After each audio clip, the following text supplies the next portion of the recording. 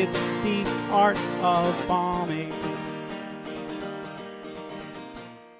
All right. Well, hey, thank you for joining us on this special presentation of the Art of Bombing Between Bombs, how to produce your own show. I'm the host, Dan Bublitz Jr., and with me is my co-host, Josh Shirley. He's going to be, this is a presentation that he put together, so he'll be doing most of the presenting. I'll be adding some insight from, we'll just be adding some of my insight. I've got 12 years in doing comedy and a whole lot of experience in a lot of different things. So I'm going to go ahead and turn it over to you, Josh. Yeah, thanks, Dan. This has been a special episode because it's not every time we get to mingle with some of the guests before we actually start into the episode. And this time we heard from some people who are new to comedy. There's some people who've been in comedy for many years who are on this as well and who are going to be listening in the future. So I think this is going to be a good refresher plus some bonus insights for people who've been show running for a while. And I think it's going to open and shorten a lot of learning curves for people who are new to comedy as well. So I think the main thing to talk about before we get started is to understand what a great tool this is. So if you're in comedy, you've been doing it for a couple of years, hey, you might be wondering why am I not getting booked on enough shows? And really what we preach on Art of Bombing is that if you want to be able to get on shows, you've got to offer something to your scene. You've got to offer something first. If you live in a place where there's not enough open mics, you can create one. And this is what we're hoping you can get out of tonight, is a way to create your own show. And we have a 3-part series. Tonight is the first part of that 3-part series. And for our Patreon subscribers, there's going to be a special 4th part of this series as well. You can get information in the show notes about our Patreon and all of that. But without further ado, let's go ahead and get rocking. So I have some slides that are going to be a special treat for those watching this on YouTube or tuning into the webinar itself. But for you guys who are listening to this, Dan and I will keep the storytelling to a point where we can definitely make sure you know where we are. So what we're starting with is a must-haves for a great show. What are all the key pieces? So what we're going to cover in this episode are 4 things. First, finding a venue. You got to have a place to do it. You got to get the venue involved. That's important. Number 2, identifying the right setup at the venue, making sure that the show is primed for success physically. Got to make sure you have tickets to the show and a way for people to get tickets to the show. We're also going to cover some what not to do's because Dan and I have done them all. So that's for sure. I've made plenty of mistakes when it comes to producing. That's right. And we've taken all those mistakes, guys. We've put them in the cauldron to boil. And now we give you must-haves for a great show. First off is finding a great venue. So the first thing you have to do is to approach the owner of the venue, right? So you have to go and find a place that you want to do comedy, preferably a place that is set up strategically, meaning, it's out of the way. It's not in necessarily a noisy area. It's not outside. Outside is typically, there are a lot of outside shows thanks to COVID, but you typically want to find a place where you can, if you are going to perform outside, do it in a place where there's not constant traffic or foot traffic, or that you're in a location where your audience who's paying to come in and see the show can do it in a way where there's no distractions other than the show itself. And when you're approaching the owner of the venue, a lot of things to bring with you are ideas for why it can contribute to the venue. So if you have a connection with somebody who owns a venue, this can be a coffee shop. This can be you can think outside of the box here. Bars and coffee shops are pretty common alt rooms for comedy, but Dan and I have done shows in comic book stores. We've done them in laundromats. So we've done them in a lot of different places where the shows have been really successful. So use your imagination. But when you're talking to an owner of a venue, this is a business owner who essentially wants to make money, right? So if you're going to come in with an idea for a comedy show, you have to frame it or talk to the owner about it in a way that's going to be beneficial for them.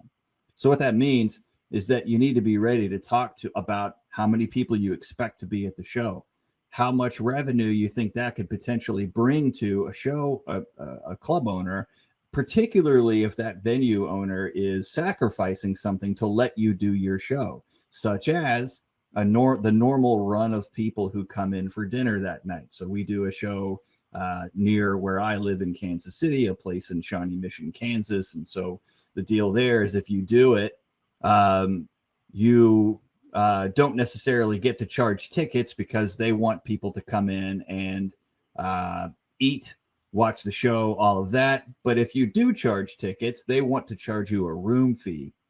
So you need to be prepared to negotiate. So if you're going to have them make any sacrifices, you're going to want to offer something in return. But if you do a show and you're successful, you've created a value exchange, and you can do it. Dan, what's up?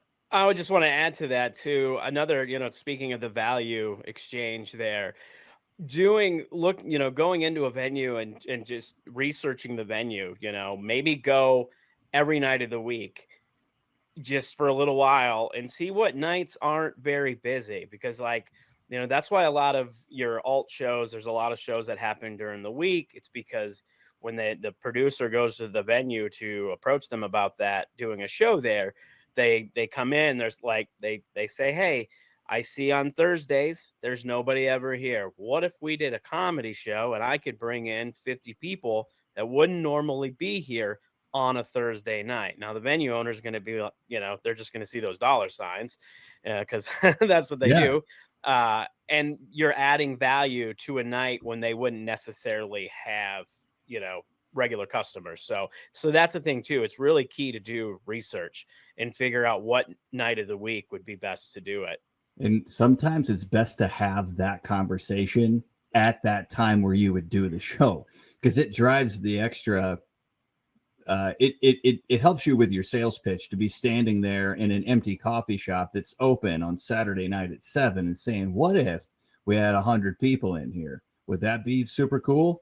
And so that discussion that you can have, I love Dan's add to that. He's absolutely right. To create the value exchange, to think about your sales pitch, think about what you could be offering them, not only in terms of what, but when.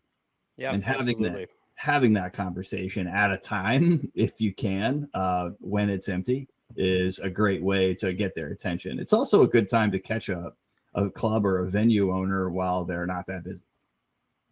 So yeah. And they'll appreciate that. Yeah. Hey, someone's here. A conversation. Well, not just that. If they're super busy, they might get annoyed if you're bugging them about doing a show. Yeah, absolutely. So it may take a few tries to find a venue owner that's willing to talk to you. So do your research, and then it's time to make your move. So not to worry, Dan and I have put together an email template. So this email template is going to be something for our Patreon subscribers.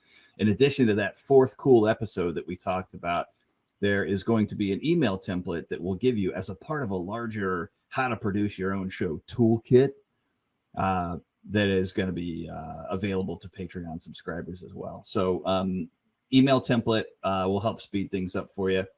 Next up on must-haves for a great show is getting set up. Oh, I was just going to say, before, I do want to touch on that. I mean, because, yes, if you're in the Patreon, you'll get that asset. But I do want to talk about, creating an email real quick, just because, things that you need to think about when you do an email. You want to be polite. You want to, this is a business and you got to be professional.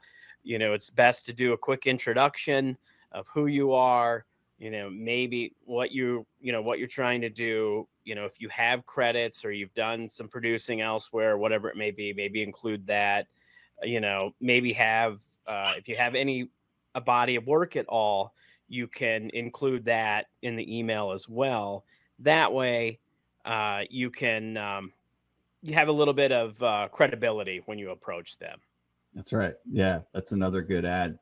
So Getting set up for the show. The first thing we wanted to put up here for you guys is to get there early. The day that you're going to actually have that show, this is going to drive every other thing that we're going to say about getting set up. So this may sound obvious, but if it's your first time doing a show, you might not think about bringing a mic stand, a mic, and speakers. Now, you might not own one of these yourself. So the next best thing to do is to check with the venue to see if they actually have this stuff on hand. Go there and check it out yourself and make sure that the equipment is all there.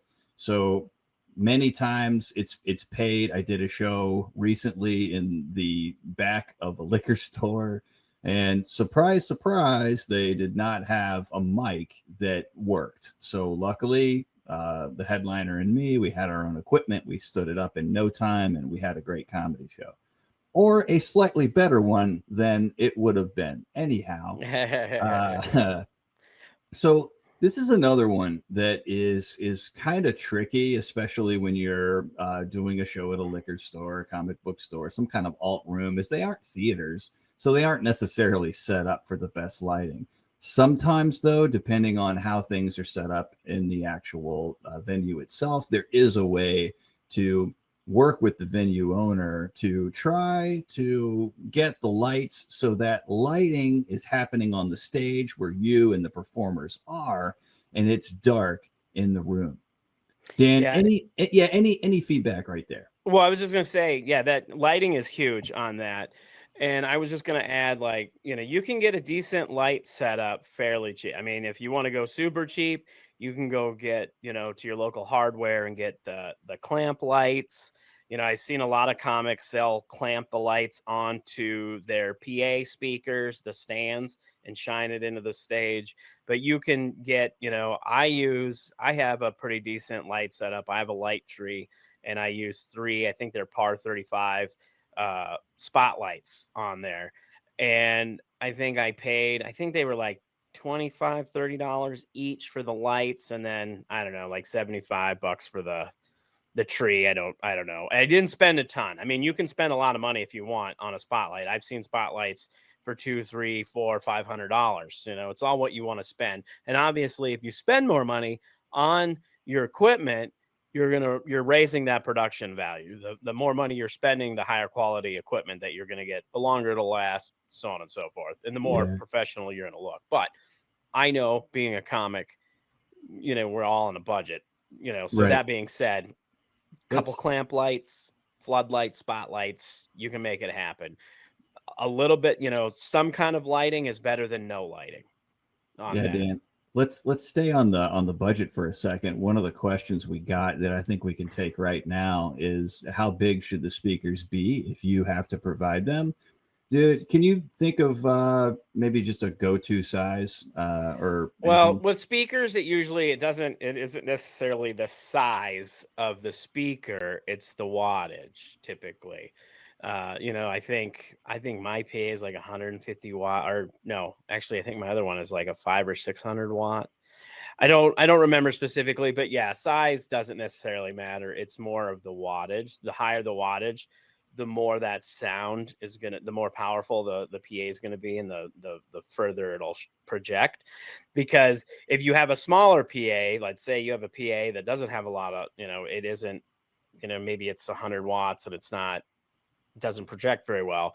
If you're doing a show and there's 100 people there, that little PA, you're probably going to have a hard time projecting to the whole audience, and then they're not going to be able to hear the show. And an example of this, sometimes I did a show, and there was, I don't remember how many people were there, but the venue said they had a sound system. We showed up, it was basically a guitar amp. It wasn't a guitar amp. It was meant for audio, but it was the size of a guitar amp. It wasn't meant for a big show like that. And then it kept cutting in and out, and I eventually just stopped using it and just yelled for my set because I'm loud and I can project. So that's what I did, was project. But yeah, so it really depends on, how big of a venue you're trying to fill. I forget what the brand is, but I got a basic system. I got a system from Guitar Center that is, no, excuse me, that's it's like a PA tree, I guess you could say. It's a stackable. It's a tower. There we go. It's a tower. There's only it's got the main uh subwoofer, and then it's got the speakers, and they all stand on top of each other, and it projects pretty well for what it is. And when we do release this episode, I'll put a link in the show notes if I can to that, or we'll post it on our Facebook wall. The Art of Bombing Facebook will post some links to some of the equipment that I would recommend for getting started. Now, the PA that I own two PAs. The one I bought 3 or 4 years ago, two big speakers, speaker stands, amp. It gets to be a lot to carry in a vehicle, so I upgraded to a more portable set. Still the same. It's probably even more power than the other set that I had. But with that being said, it's you're to get a good PA, you're going to be looking at spending $300 to $500. Yeah. So an investment, but if you plan things out right, you can make all that money back in one show. So absolutely. Well, and I was just going to say, with your PA and your lighting, you're definitely looking at spending $300 to probably $700. They're in that ballpark. You could probably get away with a little bit cheaper, but just to put a range out there. That's right. And another question we got while we're stopped is if the venue's a restaurant, how critical should it be to have a separate room? And the example gives like, hey, if there's kids, maybe there's some inappropriate material that might be covered by the comics. Point here is I would definitely think about how I would add that to the discussion that you're having with the venue owner about whether or not tickets are being sold. So if tickets are being sold, that means the only people allowed into the restaurants and thereby the performance space are going to be ticket paying customers. They may sit down and have something to eat and a drink, but they're there to watch the comedy show. If the answer is I don't know or no, that means that we need to go into that second discussion, which is what this poster brought up, which is, okay, then is there a separate room where there's going to be a show? And then we need to have a discussion with the venue owner about how we're going to handle that, because it's not going to be a successful show if comedy is going to happen amongst people who sat down to what they thought was going to be a quiet meal. Yeah. And I'd like to add to that when you're approaching that, because this kind of goes, you're looking at blue versus clean comedy, essentially, in a situation like this. Whether it doesn't matter what venue you're working with, you should, when you're having that conversation with the venue owner or club manager or whoever the booker might be, you should talk about the kind of material that they want, because that should come up, because again, they're your client. You'd want to respect their needs. And if they're, I've worked at venues where there's no politics at all. Your politics show's over, because they don't want to deal with politics. They don't want, because we know that politics can divide the room. But, when it comes to clean material and blue material, you might be doing it in a restaurant that's owned by somebody from a church or, something like that. And they might only want family-friendly comedy. And so then if that's what they want, then you as the producer, it's your responsibility to make sure the comics that you're bringing in are going to meet that criteria. So if you work with a venue and they say they want clean comedy, then you better make sure you're booking clean comics. If you don't want to do a show, you don't care about topics or whatever, then that's not going to be a working relationship. Then you need to move on and find a different venue that better suits your needs. Yeah. I would always say, if you don't know, go clean. Just with the comics, if you don't have any idea, just say, guys, let's keep it clean, or PG-13. Let's get out there, do it. And then after you get a sense for that crowd, then you'll know if you can get dirtier. Yep, absolutely. Yep. So guys, the stuff in this section about getting set up, arriving early, making sure that people can see and hear you, are things that comics know, but they're not necessarily things that the venue knows. So don't take for granted that they know things like ideal positioning of the performance. So that's another big piece of this. An ideal positioning of the performance means that it's not in front of the door that people are walking through to come in. It's not right next to the bar or the bathroom. Or the bath. Oh. Yeah, we've done it. Yeah.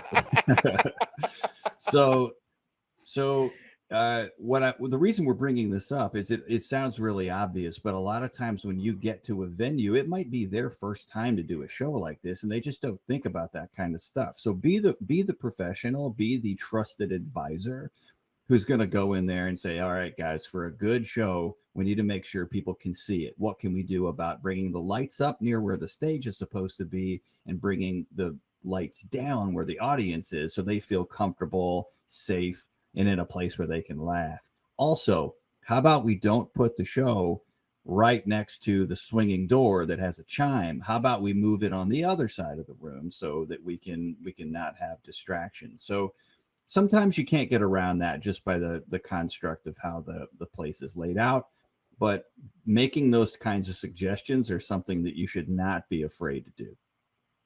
Before we move on, I want to circle back to picking a venue. There was something I wanted to mention, and I didn't mention it earlier, and that is when you're looking for a venue, make sure the venue's excited to do comedy. If they're just a venue that says, "Oh, sure, do a open mic," we don't care, but they're not going to help you promote it or try to get people in there or do their part, because comedy is a community a situation. It's a teamwork, it's a team effort between whoever's producing the show and the venue. And if the venue isn't doing their part, it's gonna, you may still have a good show, but there's a good chance you're not going to have the best show that you can have because they're not doing their part. So you want to make sure you're working with venues that are going to work with you, that they're excited to do this. And then because those venues are also going to be more open to collaboration, and when you come in and say, hey, we should do, they may say, oh, we'd like you to be by the door, but then you can talk to them and say, I don't think we should be by the door, we'll be over there. And they're gonna be like, oh, you know what, you're right, you're the professional, we should do that. And then they'll let you do what you need to do. So think about that when you're looking for a venue and you talk to these people. Make sure they're excited and that they want to help the show too, because the more they'll help the show, the more you put in your efforts in the show, that's just all the more chances it's going to be a successful show. That's right. So when Dan and I talk about have a sales pitch ready and be ready to discuss the benefits with the owner about why it's good to have a comedy show, that doesn't mean talk somebody into doing comedy who doesn't really want to do it, or they're not going to be a good partner for you. Yeah, it's got to be a good working relationship. That's right. So the other piece here is the timing of the event. Dan covered some of this earlier when he mentioned that, we make sure that if it's empty on Saturday nights, let's make it on Saturday night. So timing is definitely part of it, but also think about where you're doing it. So if you are doing it at a coffee shop that has lots of windows, it's probably not a good idea in July to do the show at 7:30. It's probably better to do it at 9, because now, at least in this is an international audience, it sounds like, but at least where we live, you can count on it still being light outside until 9 o'clock at night in some places in the United States. So be thinking about how the timing of the show is going to work. Timing is also important when it comes to doing shows, promoting your own shows when other things are going on. So occasionally you're gonna go and you're gonna do a comedy show, but that's going to happen after, let's say, something else that happens at the venue before that. Like maybe it is a music act. Maybe there is a community center that is doing some kind of award ceremony there. There could be all kinds of things that are happening before that, and you'll want to know what those things are. So just think about that as you talk to the venue owner, to make sure that if you're going to do a show and that comedy show is going to be seen even maybe by audiences that are experiencing other things that are happening there that night, that you're not doing it like after a funeral or while there's another show going on upstairs or next door that's really loud. Those types of things are important when we say timing. All right. Sweet. So Let's move on to the next section, which is tickets. Now we're going to cover promotion in the third installment of this series, or in episode 3 of this mini series. But we are going to talk right now just about some ticket basics that are good to have if you're doing a show. So, real quick before you get into this, I just want to mention real quick. I just posted a link to the Art of Bombing Facebook group. That is a group that's attached to the Art of Bombing podcast and the page. I'll be, if you're not a member, feel free to join. There's no, it's a free Facebook group, but I'll be posting links to the equipment probably in that group, the stuff that I talked about earlier. So if you're not a member and you want to see my suggestions on equipment, join the group, because I'll probably post it there. I may post it on the Facebook page too, but that's most likely where I'll post it, is because then I can just do a thread in that group. So okay, sorry to interrupt. No, excellent plug, Dan. The Facebook groups where you're going to find out about all this stuff. If you're listening to this podcast later and you were like, man, I really wanted to be there when the action happened, that is where you will find it, my friends. Tickets. Now, there are some things about tickets that may seem really basic, but it's good to have a checklist for all the things that you want a ticket to be able to do. First of all, make sure that whatever you're doing to collect money for tickets, you're doing it in a way that accepts all forms of payment. Here's a big mistake I made when I did my first comedy show. I set up a ticket link online. People paid in advance for tickets. I didn't think about people showing up to the venue without tickets, expecting a way to buy them. So I just wasn't ready for that. So I didn't talk to the venue about it. People didn't know what to do. And we had a big emergency on our hands trying to figure out what to do with people who wanted to buy tickets and ring them up for tickets. So have a plan for what that is. A lot of times, if you're at a venue and you want the venue to accept the payment and then pay you out later, they can typically create what's called a miscellaneous charge or a miscellaneous fee pretty easily inside of a cash register, and just set it at the ticket price. And then at the end of the night, they can run a report for those miscellaneous fees and pay you out that way. Another good idea is to have someone stationed by the door with some change, and they can do cash. But just make sure that when people show up to buy tickets at the show who haven't already purchased them, that you have a way to be able to collect money, because the last thing you want to do, especially if you're looking to fill the room up, is to turn people away. And to add to that, being able to accept all forms of payment, that is a good idea. There's lots of apps. You've got Venmo now. There's PayPal. You can get credit card readers. You don't even need a credit card reader necessarily, because you can use, people can pay through PayPal, Venmo, things like that. But also, and this kind of ties back to finding the right venue. If you are working with a venue that already does live events, say there's a venue that's doing maybe karaoke, or they have bands once in a while, a couple of nice little hacks about that. One, they're going to probably have a person that they have as a door person already, and they'll probably take care of the door for you. And they'll collect money for you, and then they'll collect the money and just pay you out, or, they'll be able to set you up to have somebody work the door. And then those venues that typically already do events, a lot of times they'll have the equipment already that you need to. So just something to think about with that. Yep, that's right.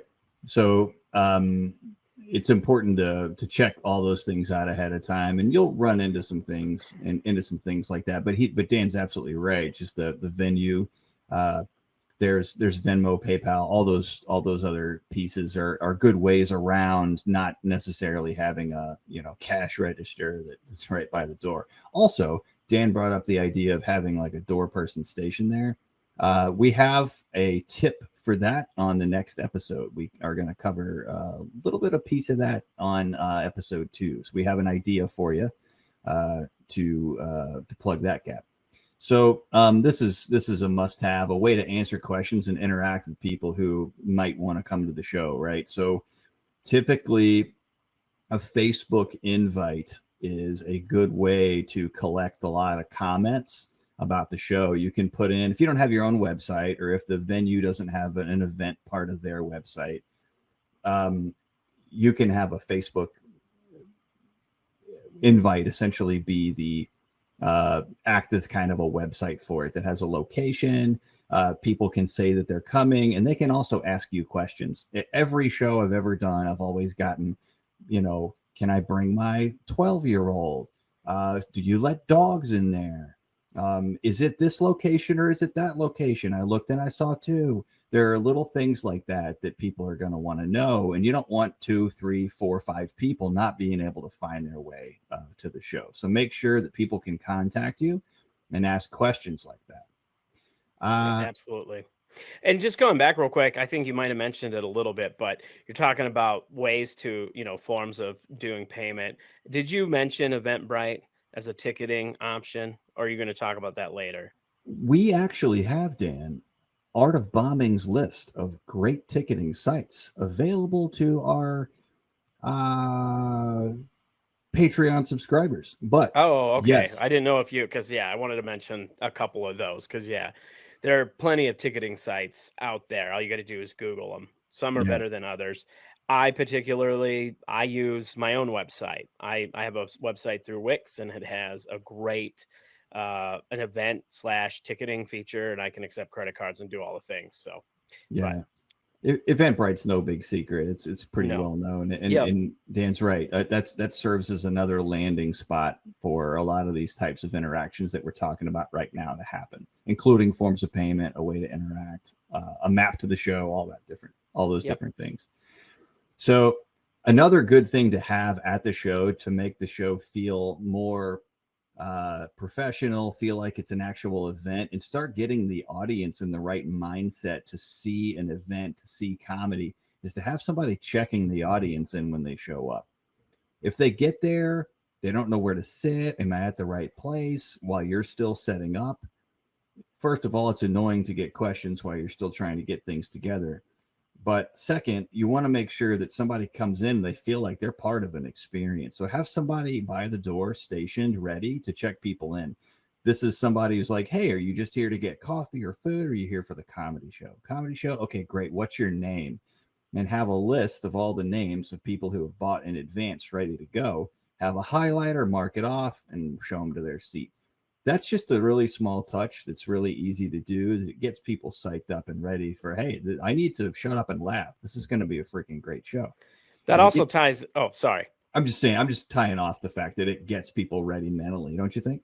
Oh, absolutely. And I was just going to say that's also part of setting up, is having somebody, because if you want to have a good comedy show, having somebody to seat people and then direct them where to go, then you can tell them hey, you should sit here. And you can seat them in the front, because if you don't have a complete sellout, a lot of people are going to want to sit in the back. And we all know as comedians, when the audience is, 25 yards away or whatever, it's kind of awkward. It creates that, a barrier between you and the audience. So if you, like Josh said, if you have somebody checking in the audience and seating them at a table or wherever, then they can direct them. And, you want to try to seat front to back.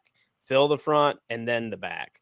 And just a little trick with that is to, if you've only, say you did your ticketing thing, you did your pre-sales, and say your venue holds 50 people and you've pre-sold 30, and there's a good chance you're still going to get 20 people there. But until what you do is you close a section off. So you keep a section kind of closed, and that's where having somebody do the directing helps. And then once more people come in and you need to open a new section, then you open a new section, but you keep it closed off. So that way, and a good way to close it off is to just go print some little signs that say reserved and put them on the tables, because then people are going to see that and they're going to like, oh, I can't sit there. Even though it ain't actually reserved, they're going to look at it as it's reserved. So yep, that's a great idea, Dan. Particularly using that reserve thing as a last resort is a great idea to get people from sitting. There's a venue in town that I used to do comedy shows at that was just set up really strange. It used to be a lot of different types of businesses. And so it was easy for audiences to not even be able to see the stage. So if you can use tips like that, you can get the audience situated the way that would be ideal for the show. It's a great ad. So using the right kind of Facebook invite. Now, you might not necessarily need a Facebook invite depending on what you're doing. I like to use them because it gives you some indication of how, you know, how many impressions and how many people are actually getting access to the show. It's something that you can pay to promote. It's something that you can get other comics to send to their networks. The other good thing about it is that you can get the venue to invite people of theirs. And there's a little trick in Facebook that if you don't create a Facebook invite from a page and you create it from just a regular profile, you can't invite other businesses to be hosts. That's a gotcha where you could create an invite, have 330 people signed up to go to your event, and then go to get another 500 from, you know, the venue, but then you can't do it. And you have to make a separate one. And now it's all kind of divided. People are wondering which one's the right invite, all those types of things. I disagree with that. I've been able to use my page to create an event and invite co-hosts. So I don't know if it's a technical issue on your end or what, but I'm pretty sure you can do it. But yeah, but that, to your point, when you create an event, even if you're not using a regular, like a comedy page, and you're just using your regular profile, there is an option. It's in the advanced features where you can have other co-hosts, and that could be the other comedians on the show. It can be the venue, anybody that's involved in the show. You could potentially make a co-host. And then what that does is when they accept it to be a co-host, now that puts it on their page and their profile, and without them even inviting people, it automatically will start sharing kind of within their network. All right. For those of you who are watching the video, you just saw me flip Dan off for for contradicting me. But yeah, we'll have to look into that. But what I've experienced is that if you set it up as Josh Shirley, and you try to invite a business that has its own page to co-host it, that you run into trouble with that. And I've had to remake it on a page. But Dan could be right. There's been some other technical things that Dan's been right about that I missed. So check that one out, but be sure that you can make the co-host who you need it to be when you're setting it up, just to make sure that you get around that. Yeah, absolutely. So another important thing just to track like what's going on is to use more than one ticketing link. Now, this isn't something you have to do to have a great show, but it's just something we're throwing at you as something that you might want to do. So what we mean by this is, if let's say you have a bunch of email subscribers who, you know, follow you around and go to different cities with you, and that's kind of your core audience. Maybe you want to extend them a special ticket price, and you want to say, hey, for you guys who join my email, you can pay $9 to get into the show, while everybody else on the street is having to pay $10. That could also be a nice way to get people to join your email list whenever you're at the show and you're talking to people afterwards and you're trying to get people to sign up, is to actually take and make a couple of those different things where you have different links. The other thing that can tell you is give you a little bit of channel attribution, which is just a technical term that means I know where people came from. So if I have a ticket link that goes out on email, then I know those people came from email. If I have a different ticket link that I give to the venue, I know the venue actually got those people to come. You can even have 2 or 3 or 4 of these ticketing sites where it's all the same, and it's kind of a pain to have to create multiple invites, but it could be a good way to tell you where, you know, the legwork is really coming from when you're doing it. It's kind of the modern day equivalent to passing out flyers and writing everybody's name on the flyers as they spread out on 4 corners around the comedy club to see who gets to go on. Well, and with that too, and we'll probably talk more about this in the episode where we talk about promotion and marketing your events, but you can also do, you know, a lot of ticketing sites allow you to do coupon codes. So that's the thing where you can create a unique code and say you post the link in a Facebook group. You're like, hey, everybody in this group, you get this, use this code, you get whatever off. And then you create a separate coupon code for your email list or wherever, the different channels. So it's another way of tracking. Yeah, absolutely. So last but not least, this is one of the most, I think, one of the most valuable things that can come from going into Patreon and signing up is a list of great ticketing sites. So we have a couple of different things in there that we use that we've had some success with that I think will be important. And there's another during the promo episode, that's episode 3. We're going to have a companion to this, which is a list of all the different places we go to promote our shows. And that's going to save you a lot of time. So it's worth looking into. All right, guys, it's time to start wrapping up. So we're going to start covering the traps. What not to do, because again, Dan and I've done it. All right, because we've already done it, so you don't. We've done it, so you don't have to. Exactly. Here's our Scared Straight program coming at you now. So, guys, first thing to do is beginning the promotion too late. A lot of times, people go in to create shows, and they're putting the lineup together the day of the show. And then they show up, there's no promotion, and you wonder why no one's there. So for the show that Dan and I are doing this weekend in St. Joe, and for those of you tuning in, you'll hear this after. Yeah, I guess you'll hear this after. But if you're listening right now, we have a show this weekend on September 10th. And we started promoting that at the end of July. So we've been working on this one for a long time. I've been talking to the venue for a long time about it.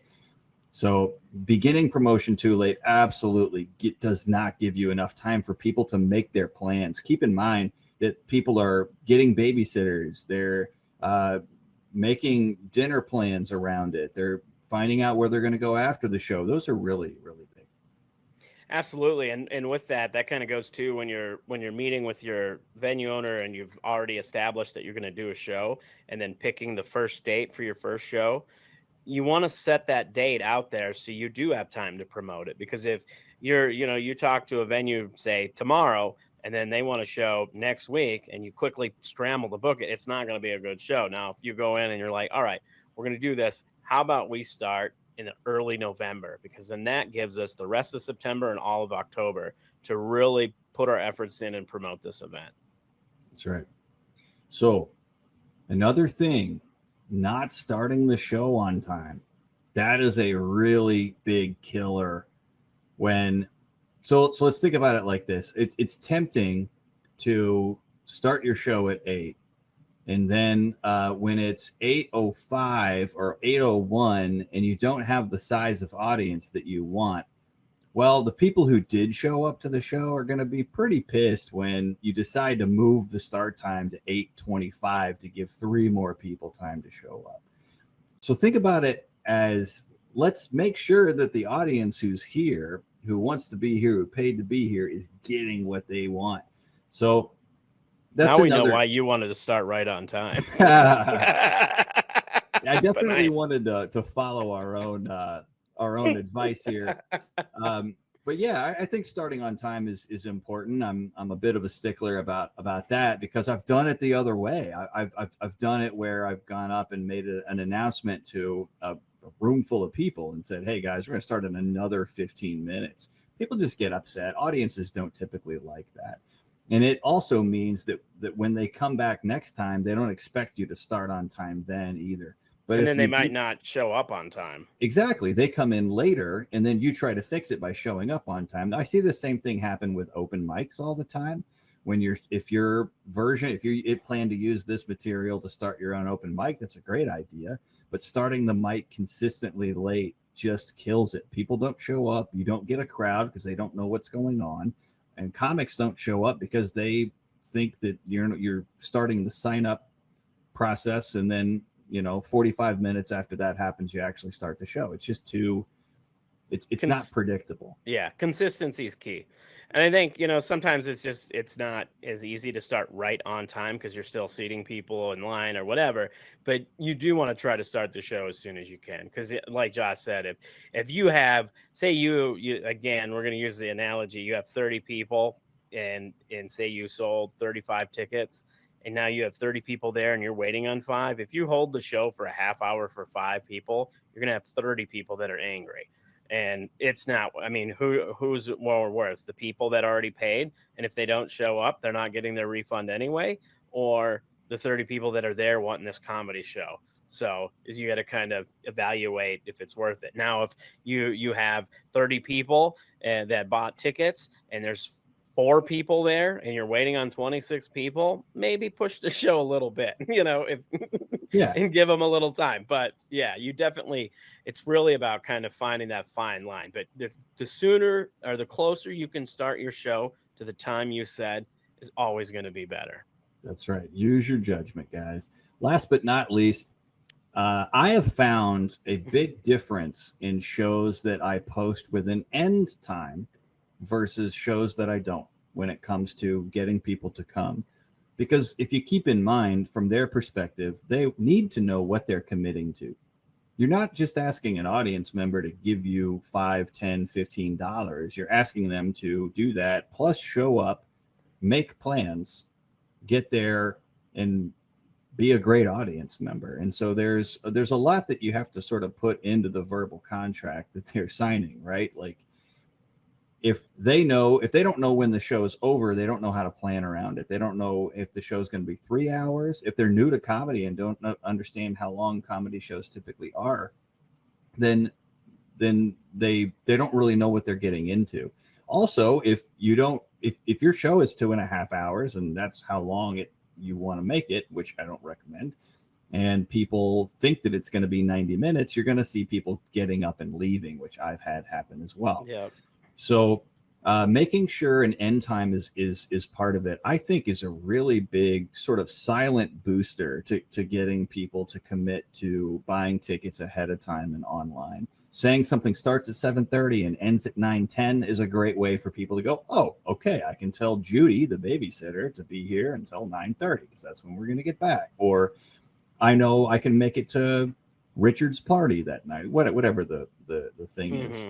And I would also, to add to that, talking about, having a start time and an end time on your shows, a lot of times a show will start at, say, 8 o'clock, but doors are at 7. When you create an event, your time needs to be the time of the show, the start time to the end time. Don't include that door time, because now your 1.5-hour show turned into a 2.5-hour show. So now your audience is like, wow, I don't know that I want to commit 2.5 hours on this night. So it kind of ties into what Josh was talking about, because they are giving that commitment. So you want to make sure they know what they're getting signed up for. So where you can put door times, I always put door times in the descriptions of my events, on my event pages, my ticket links, wherever. My show starts at 8 and I'm producing it and doing the ticketing and everything. The start time at the event will be 8, but down in the notes, I say doors at 7, show starts at 8. Yeah. So it's still included. Totally agree, because people know they can get there and get a seat. People sometimes, if they know that, they'll get there an hour early and they'll sit down and have a BLT and just sit there and have, and chill out until the show starts. Yeah. Some people like to come early. They Others don't. Yeah. So the other thing in here is show details. It's good to have a prepared, tight description of maybe, less than 100 words, something like that, of what the show is going to involve. You don't have to have a bio for every comic on there, but just something about Dan Bublitz Jr. is going to be in town. He's going to be doing all of his new material, fresh off of his special Strangers in My Basement. Come check it out. 3 other comics from the area are going to join in. Quick note just about what it is. Maybe include a couple of perks about that. So maybe your event has free parking. People don't have to pay for parking. That's a good thing to say. Maybe there's drink specials at the show that we're going to do in the future or past, depending on your vantage point right now. They're actually pitching in like a gift card that we're going to give away during the show. And they're also pitching in like a coffee tumbler. Awesome stuff that you can win just by virtue of buying a ticket. So if that's going to happen and there's little perks along the way, just include those things as well to set your event apart from the other thing they might be considering. Yeah. And speaking of parking versus, paid, free, just availability. That's another thing to think about when you're looking at venues too. We didn't mention that earlier, but we should have, because that is something you want to think about, because the more convenient it is for people to get to a venue and find parking at a venue, the more inclined they're going to be to come to that show. I, as somebody that's, getting older, in my mid 40s, I base a lot of my decisions on convenience, and there are places I won't go because I'm like, well, I'll have to spend an hour looking for parking, and I'm just not doing that tonight. So it's just something to think about. Another question from a poster was, what's the best length of time? I'm assuming length of time for a show. We're going to cover that next time in episode 2, which is all about how to make the show great.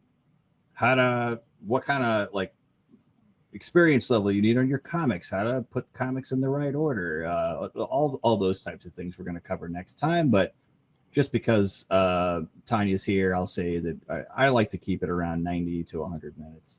And me personally, I like to keep it 75 to 90. There you go. Yeah, yeah. Dan and I are gonna have to find some compromises. It's like, well, we're at minute 89, Josh. So I'm doing my This is over. No, I mean, it can go a little bit longer, but like I said, I always try to keep it, because I always feel like after 90 minutes, that's when you really start losing an audience's attention span. They're starting to get tired after that hour and a half. So if you can keep it under 90, but you still want to make sure you're giving them a good show. That's why I say 75, because they're still getting a good show in that time frame. Because you don't want them to feel like they're not getting a value for their money. That's right. That's a good recommendation. Just making sure that it's a minimum length as well, and that's all stuff that we'll cover next time. So if you're listening to this and the second show hasn't come out yet, September the 20th will be the next time we're doing another one of these. Please come back. Please check it out. And we will be covering how to make the show great. So some must-haves for putting on a great show, like the performance itself. So, guys, great questions, great interaction. Well, and real quick, just to add to that, promoting it, be on the lookout. We'll put another link. You'll be able to RSVP, the same thing that you could do for this event tonight.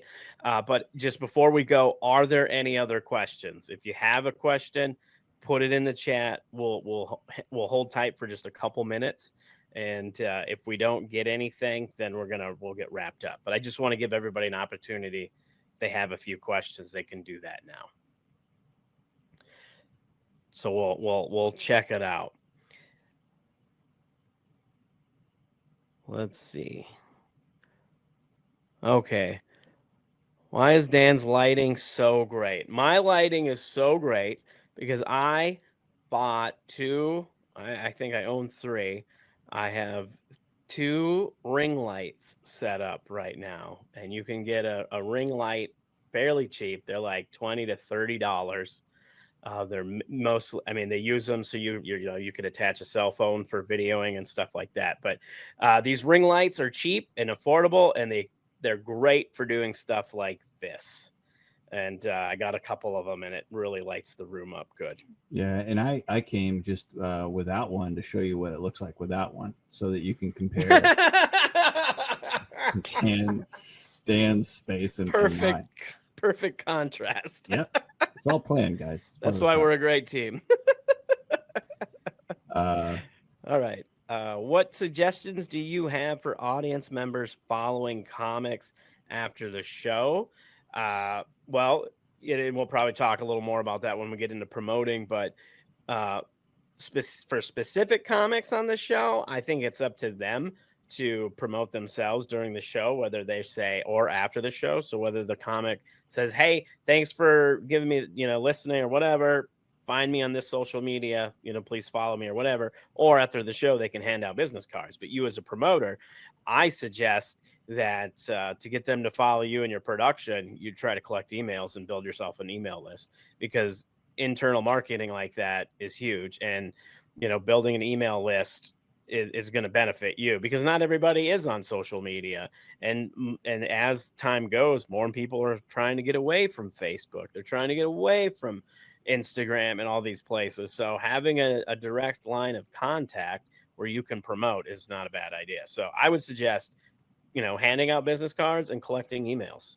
Yeah, and we are going to talk about that on the 4th episode quite a bit too, which is how to leverage all this stuff that you've learned into a sustained following from people, which it sounds like this question is touching on. Just another plug for the Patreon subscribers. We're gonna have we're gonna take all this stuff and put it into something like that. Yep. And then we got another question. Do you have examples of how to work deals with the venue, how to split, do it for free, future money, etc.? Well, that really depends on, the situation, what you're bringing. For example, if you're doing an open mic, it's probably going to be a free show. There may be some value to the venue, maybe not. I think you should be getting paid as the host in that situation, because you'll probably be hosting so you should work out some kind of a deal where at least you're getting paid for an open mic. But when it comes to a show, I mean, it can be an investment. I mean, most shows, depending on, the typical format is a host, feature, headliner. And most of those, you're looking at anywhere from paying $400 to $600 for a show like that, because your host is going to get $25 to $50. Your feature is going to get 150 or 100, 200, and your headliner is going to get 200 plus, depending on, their credits and their drawability and things like that. If you're doing like a showcase, an example for a show that I produce or co-produce here now in Colorado, we give our openers $20 each. They're only doing like 10 to 12. We give our feature 40. We give our headliner 100. So we do the whole show for right around 200. And we also, and then, and I came in on this after it was already started. So I didn't have a lot of, input on the payout or whatever, but then we do tips, and that's where we collect our money, is through tips. But we are making sure that our comics are getting paid. So that's just kind of a little something that we do. And again, the person that I'm co-producing with now, he already had that established as his kind of thing. But I always try to, get as much money as you can, as long as they're getting their money's worth. You can't charge $1,000 if you're, if the venue is only going to hold 50 people and they can only make $500 in ticket sales, because then it's going to flop. So it really just depends on what you're working with. But, and I always recommend trying to pay everybody on your show, even if it's $20 for an opener, because the one thing about that is we could take that $60 that we're giving to openers and divide it between our feature and our headliner. But by doing that, by giving them a little something, that's helping build our reputation as producers and bookers, because now people want to do our shows, not only because we've been very lucky and have been able to put on some good shows. They've all been sold out, but we're also giving them a little something too. So they're not just getting that exposure. So yeah, I hope that helped. Yeah. Help clarify. Right. And I think, there's lots of ways to do that. I usually prefer to do some kind of percentage of door with comics, meaning like a bigger percentage gets paid out to the longer the headliner will get more, just like Dan said. But what that also does is it incentivizes the comics to promote the show, because the more people who come, the more they're going to get paid. Now, you can't really do that without giving people a good idea of what to expect in terms of the money that they'll make. So a good way to get that information is to look at the past shows that you've done. And if you're just starting out, it could be hard to estimate that. But after you do a couple of shows, you should keep track so you can see. Yep, absolutely. And if you are just starting out and you're doing a show and you're not sure what to expect, be honest with your comics when you book them. And then say you're doing a ticket split, whatever it may be. Because a lot of times if you do a ticket split with a venue, it'll be like a 80-20, 70-30, the larger amount going to you. Sometimes a venue just wants the bar and food and beverage sales. And so they'll give you the Hodor. And then however you decide to divide that up with your comics. But if you do like a split, like what Josh is saying, if you don't have the info to give them an idea, just be honest and say, hey, this is the first show. And then maybe do a guarantee, but a low guarantee, say, okay, you're opening, you're doing 10 minutes. I can give you $10, $1 a minute. But if it sells out, it'll be more than that. because this is the percentage. So Yeah. just have transparency and be honest with your comics. Because as soon as you start making things up and then not being able to fulfill what you tell them, that's going to give you a bad reputation, and comics will talk. And then before you know it, nobody's going to want to work for you. Yeah. And that question had part of it was, how do you, examples of deals to work out with venue. And I would just say, yeah. I was just going to add, to make sure we answered the whole thing, that if you're talking to a venue, think about how much business what you're doing is going to bring in. Yep. And so you don't necessarily have to pay out on your tickets to the venue. I haven't done a show where I've had to pay the venue any money that I've made from tickets. They know, oh, well, there's going to be, just like Dan brought up early in the show, there's going to be 100 people here when there's usually none. So that's a bonus. So they're basically getting a lot more at that point. But you can also, there was another time where if you want to do like a drink special to try to get people in the door, you can work that out with them. Sometimes I've heard of deals where you'll do a ticket split and then also get, a percentage of the bar sales during the show. That would be an example where you get ticket sales plus 10% of sales during the show. Some venues would work with you on that too. It really just depends on what kind of value you can bring to them. Absolutely. Well, guys, that was the last one. We're at a good length for the show here. And what do you say, Dan? Should we wrap it up? I think we should wrap it up. All right. Well, thank you guys so much for the people here, especially that RSVP'd and joined us in this live meeting here, the live recording. And if you were tuning in on the RSS feed or watching it on YouTube or wherever you're watching it or listening to it now, thanks for listening. And remember, make sure you subscribe to the Art of Bombing podcast wherever you get your podcast. Make sure you subscribe to the YouTube page. Join the Patreon if you want those extra assets. That link will be in the show notes as well. Only a few spots left. Yep. Get those assets. And then also join the Facebook group. Again, we'll be putting some links to some of the equipment and stuff in those links. So go check that out. And thank you guys for listening and always supporting. See you next time. Thank you. It's the art of bombing.